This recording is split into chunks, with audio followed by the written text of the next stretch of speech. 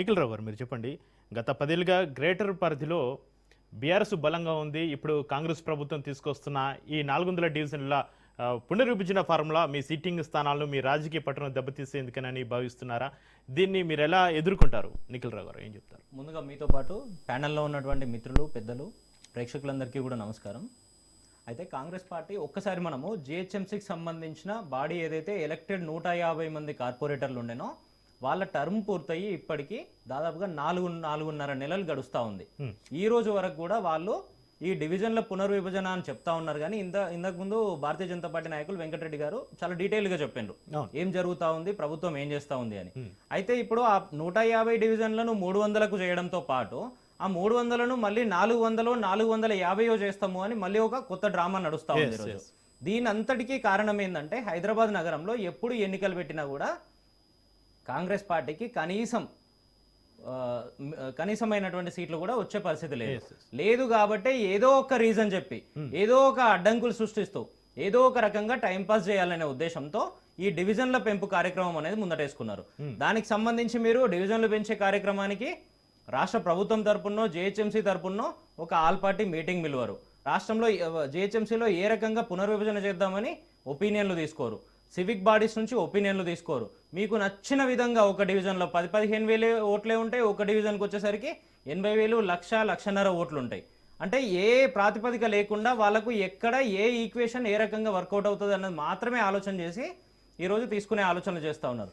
నిజంగా కూడా ఎందుకు భయపడతా ఉన్నారంటే వీళ్ళే అధికారంలోకి వచ్చే ముందు అసెంబ్లీ ఎన్నికల సమయంలో ఏం చెప్పిందంటే వీళ్ళ పార్టీ మేనిఫెస్టో కాపీ ఇది. రాష్ట్ర అసెంబ్లీ ఎన్నికల సందర్భంగా హైదరాబాద్కు సంబంధించి స్పష్టంగా 20 స్పష్టమైన హామీలతో ఒక మేనిఫెస్టో ఇచ్చిండ్రు వీళ్ళు.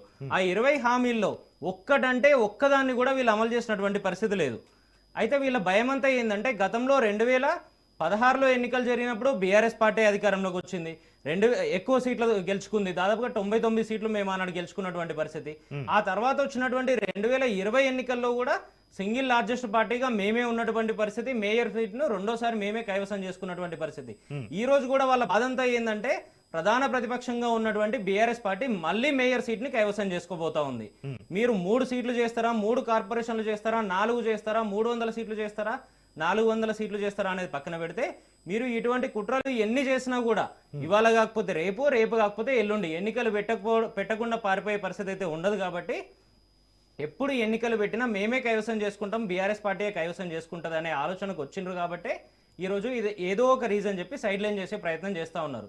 సరే, ఎన్నికలు అనేది ఒక రకంగా మీరు ఆలోచన చేస్తే ఈ రోజు గత వారం 10 రోజుల నుండి హైదరాబాద్ నగరంలో వర్షాలు మొదలైనాయి. ఆ వర్షాల వల్ల హైదరాబాద్ ఏ రకంగా అస్తవ్యస్తం అవుతా ఉందో మనం చూసినాము. ఈ రోజు ఒక ఎలక్టెడ్ రిప్రజెంటేటివ్ ఉంటే అక్కడ ఉన్న జనాలకు ఇబ్బంది అవుతూ ఉంటాయి, 24/7 అందుబాటులో ఉండే పరిస్థితి ఉంటుండే. ఆ లోకల్లో ఉన్న అధికారులందరినీ వెంబడేసుకుపోయి మా పార్టీయా, కాంగ్రెస్ పార్టీయా, బీజేపీయా, ఇంకో పార్టీయా ఎవరైనా కూడా ఈరోజు అడ్రస్ చేసి అక్కడ ఉన్నటువంటి ప్రజల సమస్యలను తీర్చే అవకాశం ఉంటుండే. ఆఫీసర్ ఏం చేస్తూ ఉంటారు, ఈరోజు పొద్దున్న 9 గంటలకు వస్తారు, సాయంత్రం 6 గంటలకు పోతారు. కానీ అర్ధరాత్రి అపరాత్రి అనే తేడా లేకుండా వాళ్ళు ఎందుకు పనిచేస్తారు? నిన్నగాక మొన్న హైదరాబాద్లో 4-5 సెంటీమీటర్ల వర్షం పడితేనే, గతంలో 15 సెంటీమీటర్లు 18 సెంటీమీటర్లు పడ్డప్పుడు కూడా హైదరాబాద్ ఏ రకంగా నిలబడ్డది మనం చూసినాము. ఇప్పుడు 4-5 సెంటీమీటర్లకే ఎక్కడికక్కడ మొత్తం స్ట్రక్ అయినటువంటి పరిస్థితి. రాష్ట్ర ముఖ్యమంత్రి గారే ఇదే మున్సిపల్ అడ్మినిస్ట్రేషన్ మంత్రిగా ఉంటారు, అర్బన్ డెవలప్మెంట్కి తనే ఉంటారు. హైదరాబాద్కి సంబంధించి కీలకమైన విభాగాలన్నిట్లను రాష్ట్ర ముఖ్యమంత్రి రేవంత్ రెడ్డి గారే చూస్తూ ఉంటారు. అయినా కూడా ఒక్క రివ్యూ పెట్టారు, ఒక్క దానికి సంబంధించిన ఇనిషియేషన్ తీసుకోరు, ఇన్ఫ్రా డెవలప్మెంట్ మీద ఆలోచన చేయరు. కనీసం మాట్లాడితే మనము ఒక డిపార్ట్మెంట్కు ఇంకో డిపార్ట్మెంట్కు కనీస కోఆర్డినేషన్ కూడా ఉండదు. చిన్న ఎగ్జాంపుల్ చెప్తా అండి మీకు. మన ఐటీ కారిడార్ అని అద్భుతంగా చెప్తా ఉంటాం కదా, అదే ఐటీ కారిడార్కి సంబంధించి మీరు ఎక్కడ చూసినా ఎప్పుడైతే వీళ్ళు మన వర్షాకాలం అయిపోగానే చలికాలంలో కానీ లేదంటే ఎండాకాలం వస్తున్నప్పుడు కానీ రోడ్లు తవ్వడం కానీ దానికి సంబంధించిన ప్రిపరేషన్ వర్క్స్ కానీ ఏమన్నా ఉంటాయి, అవి మొత్తం పక్కన పెట్టి వర్షాలు మళ్ళీ ఎప్పుడైతే మొదలైతాయో జూన్ నెల మొదటి వారం నుండి వీళ్ళు రోడ్లు తవ్వే కార్యక్రమం తీసుకుంటా ఉన్నారు. మున్సిపాలిటీ మొత్తం పక్కన పోయింది, మున్సిపల్ కార్పొరేషన్లో ఉన్న అధికారులు స్పందించారు, రేవంత్ రెడ్డి గారు రివ్యూ చేయరు, బాధ్యత గల మంత్రి పదవి తన దగ్గరనే పెట్టుకుంటారు. ఈ రకంగా హైదరాబాద్ మొత్తాన్ని వెనక్కి నెట్టే ప్రయత్నాలు చేస్తూ ఉన్నారు. ఆనాడు మేమేం చేసినామో అన్ని రకాలుగా హైదరాబాద్ ను ముందుకు తీసుకుపోయే ఆలోచన. అయితే నిఖిల్ రావు గారు, ఒక ప్రధాన విమర్శ ఉంది. గతంలో బీఆర్ఎస్ 10 సంవత్సరాల అధికారంలో ఉన్నప్పుడు హైదరాబాద్ మునిపోయేంత వరకు కూడా బీఆర్ఎస్ నేతల్లో చలనం లేకుండా ఉండే, కానీ ఇప్పుడు మాత్రం వర్షాకాలం రాకముందే సీఎం రేవంత్ రెడ్డి రివ్యూలు నడిపిస్తున్నారు, అధికారులు అలర్ట్ చేస్తున్నారు.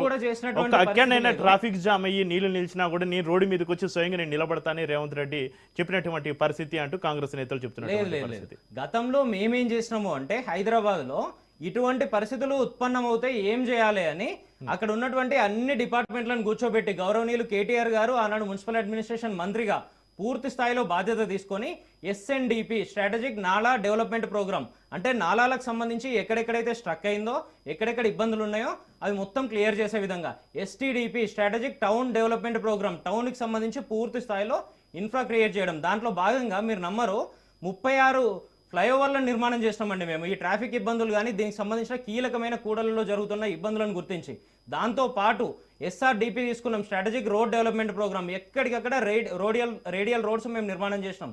ఇందాక కాంగ్రెస్ పార్టీ నాయకులు చెప్తా ఉన్నారు కదా, ఇదే మూసీకి సంబంధించి ఈ రోజు వారు హైడ్రా తెచ్చి పేదవాళ్ళందరినీ రోడ్డు మీద ఏ రకంగా వేస్తా ఉన్నారో ఆనాడు మేము ఇటువంటి పరిస్థితులు చేయలేదండి. ఇదే మూసీని శుభ్రం చేయాలన్న ఆలోచనతో 36 ఎస్టీపీల నిర్మాణం చేసినాం. దీంట్లో 4-5 ఎస్టీపీలను మేము అధికారం నుండి దిగిపోయిన తర్వాత రేవంత్ రెడ్డి గారు స్వయంగా ప్రారంభం చేసిండ్రు. ఇట్లా చూస్తూ ఉంటే హైదరాబాద్ సంబంధించి ఈ రకమైన కార్యక్రమాలు మా నాయకుడు కేటీఆర్ గారు చేస్తే రేవంత్ రెడ్డి గారు ఏం చెప్తా ఉన్నారంటే హైదరాబాద్ లో ఇటువంటి వరదలు కానీ వర్షాలు కానీ వస్తూ ఉంటే రోడ్ల కింద బావులు తవ్వుతా నేను అని చెప్తా ఉన్నారు.